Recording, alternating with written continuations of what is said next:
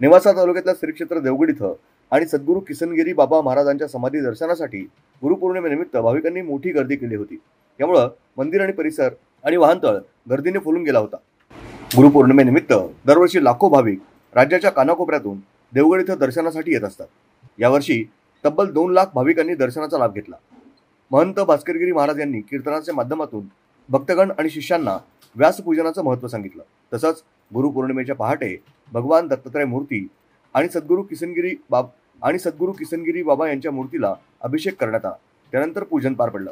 राज्यभरातून आलेल्या भाविकांनी महंत भास्करगिरी महाराज आणि प्रकाशानंदगिरी महाराज यांचं संत पूजन करून आशीर्वाद घेतले। यावेळी गणेशवाडी, सोनाई, करजगाव, अंमळनेर, लांडेवाडी आणि तिळापूर इथल्या 200 स्वच्छता सेवकांनी सेवा दिली। भाविकांना यावेळी महाप्रसाद वाटप करण्यात आला। गुरुपौर्णिमा हे गुरुचं पूजन आहे। गुरु म्हणजे देव, देव म्हणजेच गुरु आणि गुरु आपल्याला सगळ्या जीवनाचा नेहमी करता मार्ग दाखवत असतात आणि गुरु सदैव आपल्याला एकच सांगत राहतात, वसुधैव कुटुंबकम।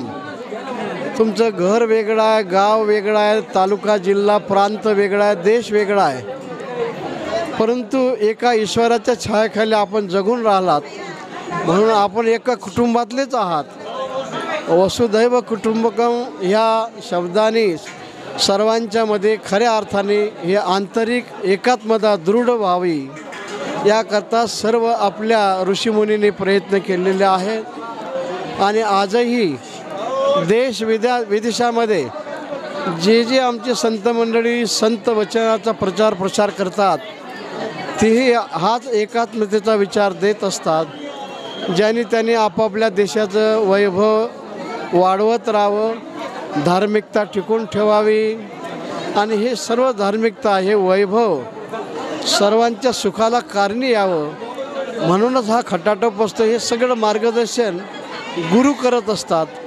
म्हणून आज गुरुपौर्णिमेला सर्वसाधारण मनुष्य गुरुच्या दर्शनाकरता म्हणजे संतांच्या दर्शनाकरता जात असतो।